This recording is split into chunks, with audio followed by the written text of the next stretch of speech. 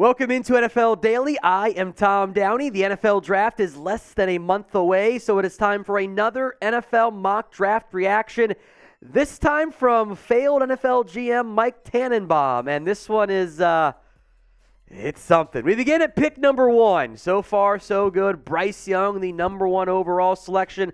I don't have any problems with that one. I will make note here. Tannenbaum is doing what he would do, not what he thinks NFL teams would do. So there is some more variation from that standpoint. Number 2, C.J. Stroud, the Houston Texans. We've talked a lot about these two guys. There's no real surprise there. Most people, not everyone, it's opinion-based business, have them as 1 or 2 in terms of quarterbacks. Will Anderson, number 3. That certainly makes sense. I mentioned maybe a trade down possibility. If someone wants a QB, maybe. Cardinals could just stand pat where they're at, though, and take the top defensive player in this year's class. Indy goes Will Levis. So that means Tannenbaum has Will Levis as his number 3 quarterback this year. I have concerns about the consistency, the accuracy, the decision-making, the limited growth, frankly, non-existent growth we saw this year that does raise some potential red flags for me. But Levis there goes number 4. And then the shocker, Hendon Hooker, yes, the Tennessee quarterback, goes number 5 overall. Here is verbatim, what Tannenbaum wrote. Okay, this might raise some eyebrows, but hear me out. I think Hooker is really underscouted right now, largely because he's coming off a torn ACL in his left knee. I love a strong arm, 6'3" frame, blah, blah, blah, some more stat stuff there. To say that Hendon Hooker, a mostly consensus top 5 quarterback in this year's class, it's 5 or 6 for worst case pretty much everybody, is underscouted, is unbelievably arrogant from Tannenbaum. It's one thing to say, I'm a huge fan. That's fine. I know he does the work. I have no problems if I disagree, if he wants the Hooker's a top 5 pick. Okay. But to say that a Heisman Trophy favorite for a good portion of the season at a Power 5 program that almost won the SEC in Tennessee, say their quarterback is underscouted and accuse others in media, like his own teammates like Mel Kiper, Tom McShay, of not doing the work is insanely arrogant. To think that you have happened to find Hooker and other people haven't done the work on him yet is ridiculous. Unbelievable. That's why he got fired as an NFL GM, that type of ridiculous take stuff there. I think taking a 25-year-old quarterback coming off a torn ACL who was in a Mickey Mouse offense at Tennessee, which is great for college, going to limit his immediate impact in the NFL, doesn't make sense. I think it's a silly idea. Want to take him back at a round 1 for the 5th round option? I don't love it, but okay, I get where you're coming from. Top 5? No. That's a horrible, horrible idea.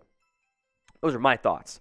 What do you guys have to say? One-word reaction to Hendon Hooker being in the top 5. I am unhappy with Tannenbaum's take and the arrogance he showed, but what's your one-word reaction? If you want to go longer, I'm not going to get mad at you like I did with Tannenbaum. It's the pinned comment on today's show, so if an ad break comes here on YouTube, take advantage of it. Head down there, one-word reaction to Hendon Hooker being a top 5 pick in this mock draft. Tyree Wilson now. Sorry, I have the sniffles. Number 6 overall. I get no major complaints here.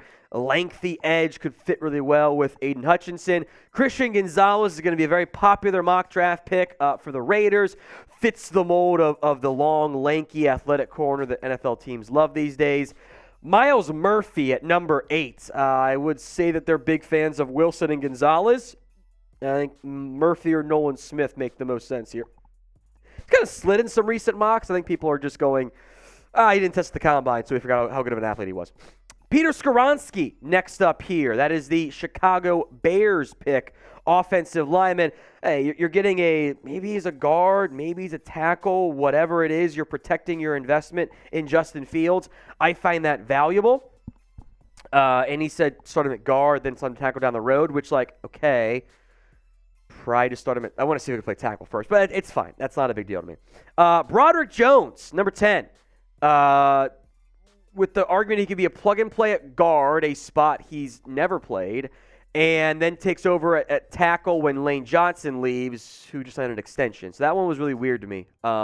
Wasn't a huge fan of the logic there since they have guards. They've spent, with Jason Kelce back, they've spent second-round picks on guards in Dickerson and Cam Jurgens. It's not an area of need, so I didn't like that pick, but that's fine. It's a difference of opinion. Not a big deal there. Certainly better than Hendon Hooker at 5. Now, the NFL draft hats for 2023 are out for all 32 NFL teams. Head over to chatsports.com/NFL draft hats today to get yours. Links in the comments section and the description of today's show. Some years that they were bad. They just looked terrible. They're back on track being good. They've got the flat brim and the rounded brim styles there. All 32 teams, whatever team you love, go get yours today. Chatsports.com/NFL draft hats. Anthony Richardson, number 35. I am kind of out on Malik Willis from what I saw last year. He needs a lot more time to develop. So does Anthony Richardson, I think a little bit, but the traits are they are the best in this year's class. It's a matter of how likely is he to end up getting there. All right, so in this case, Hooker is quarterback number 4, also with top 5 picks somehow for Mike Tannenbaum. Where do you rank Hendon Hooker? For me, he's number 5. It's Young and Stroud, Richardson, Levis, then Hooker. And then it's guys like, I'm not a big fan of Tanner McKee at all. I would much rather have Hendon Hooker. Where do you rank him this year? Sound off for me in the comments section.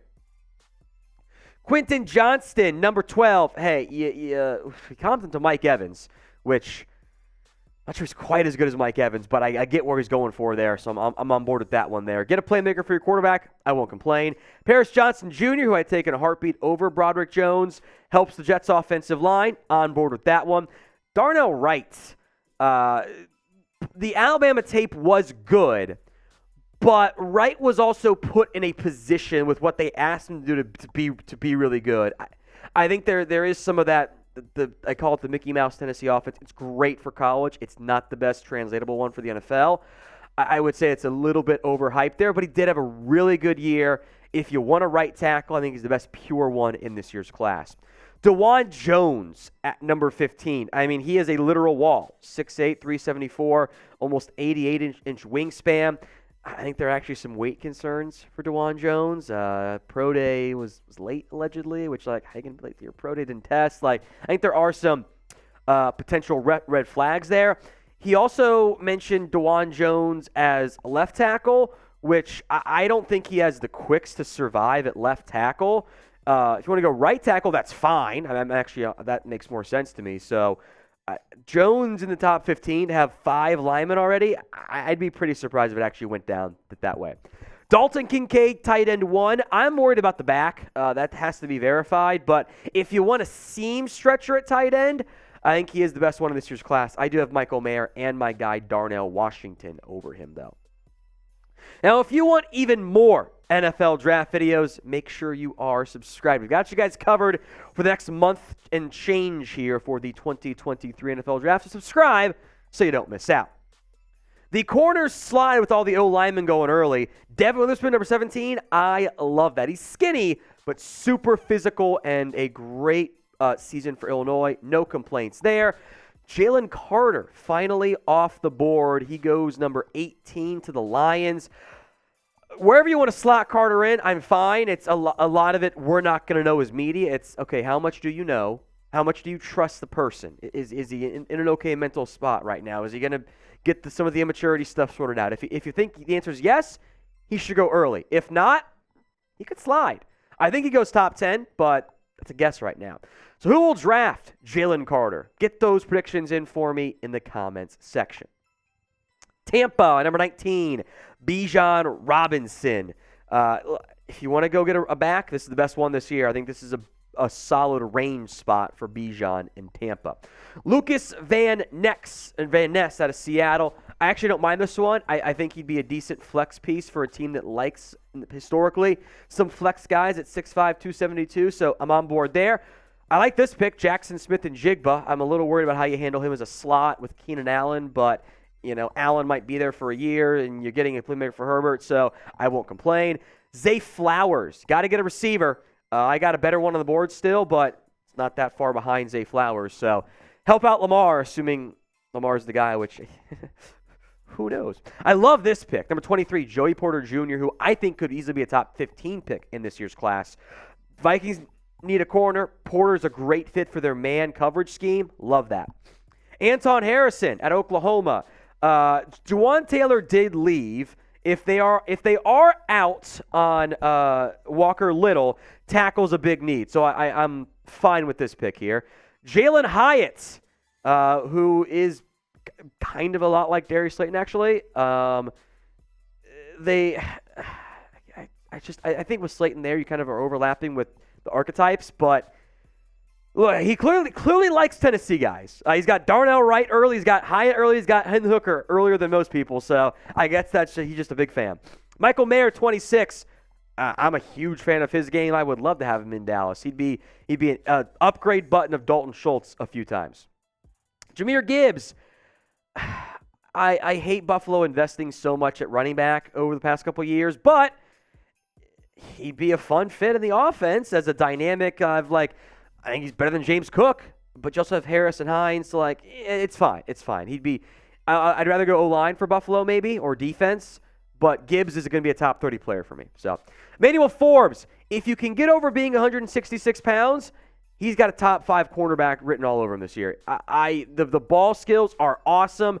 Like this fit in Cincinnati. Love getting Jordan Addison here. A little surprised he fell that far, but he didn't test or measure the way he wanted to at USC. Two kind of totally different play styles at Pitt and USC. I actually like that he showed that he can do all of it. That's the way I view it. Not everyone agrees. Can do some slot, outside, downfield, short area. I think he's still one of the better receivers in this year's class. Love getting Nolan Smith at 30. It might have been a good pick at 10, frankly, for Philadelphia. They did bring back Brandon Graham long-term, as Tannenbaum points out. A little bit thin, injuries at edge. Smith would be a fun Hassan Reddick compliment. Actually, my comp for him is Hassan Reddick. So maybe give him a year to adjust and then unleash him. Deonte Banks, number 31. I actually thought they kind of crushed the cornerback spot in last year's draft. I mean, the Joshua Williams, Jalen Watson picks were credit to them. They were not on my board that high. Chiefs nailed those right there. I like the value, though, for Banks at number 31 overall. So grade Tannenbaum's mock draft. He also mentioned Will McDonald IV and Adetomiwa Adebawore as other prospects who just missed. I'm going to give it a T for terrible. Also T for Tannenbaum because I hate Hendon Hooker at 5. But you grade it. A, B, C, D, or F. Other guys that Tannenbaum did not have, I want to give some love to. Osiris Torrance. I don't know why people are out on Brian Branch. I'm a huge fan of his game. I know he's not a premier athlete. I don't care. He's a baller. Put him in at strong safety and let him thrive in the NFL. He's going to be a top 20 guy for me. I like Osiris Torrance.